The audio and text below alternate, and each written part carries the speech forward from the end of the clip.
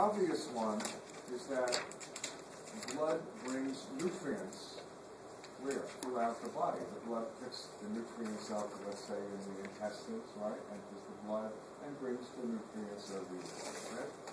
What kind of nutrients? You don't have to write amino acids and sugars and salts and also non-nutrients like hormones.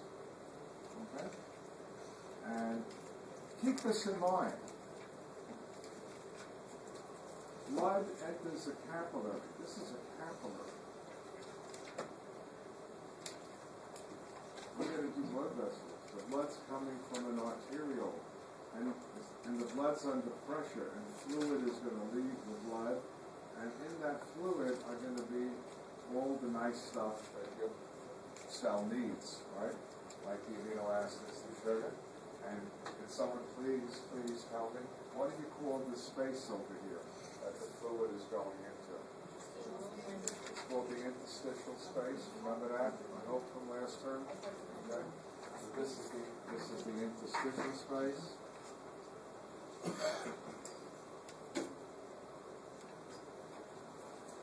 And the fluid in here is called interstitial fluid.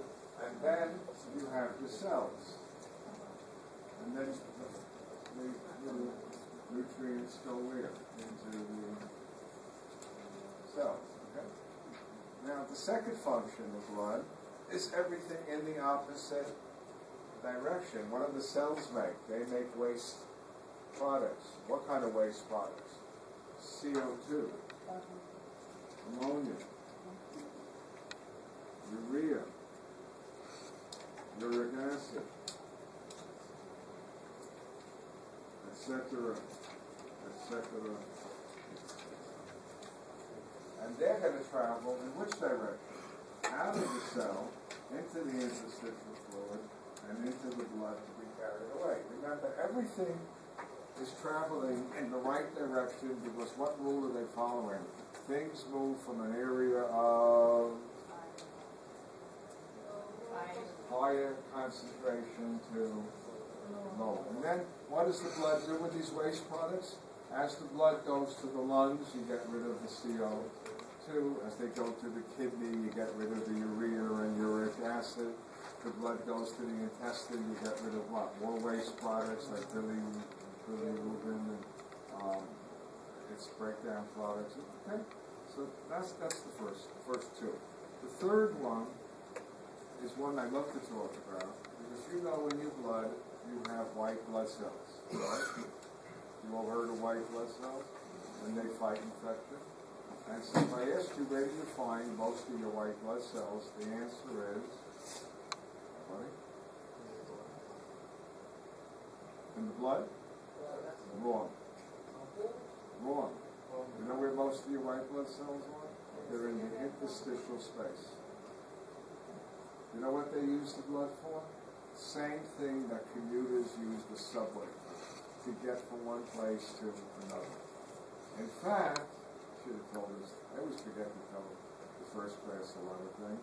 If you get an infection in your blood called septicemia, it is extremely deadly. You hear what I'm saying? Your white blood cells really can't do you much good in the blood. You know why?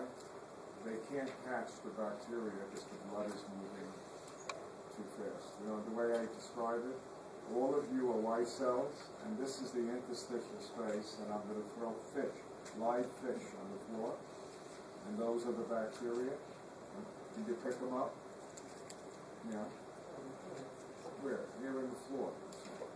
This is the interstitial space. So the white cells can what? Attack the fish and kill them. On the other hand, if I took a swimming pool and I filled it with fish, and I told you to jump in, you think you can catch the fish? No. That's the problem why you get a blood infection.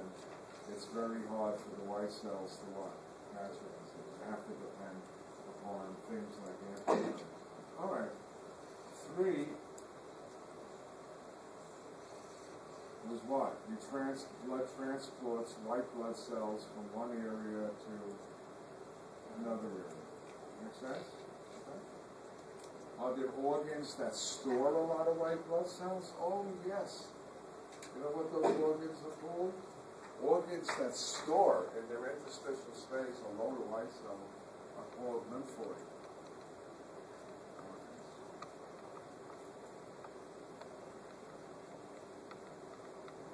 I'll tell you what they are, just to leave them later. Lymph nodes, the tonsils, big one, spleen. There's more, but those are the big ones. But trust me, when you get an infection, it's like somebody rings the bell, and all of the white cells, really, in the lymphoid tissue and other places, they all start to what? Enter the blood, and they go to the area of infection. And then you ask the big question, how do they know where the infection is? I'm not telling you today. I'll tell you that when I teach you the lymphatic system. All right? It's really interesting how they know where the infection is. Right? It's like when you're on the subway.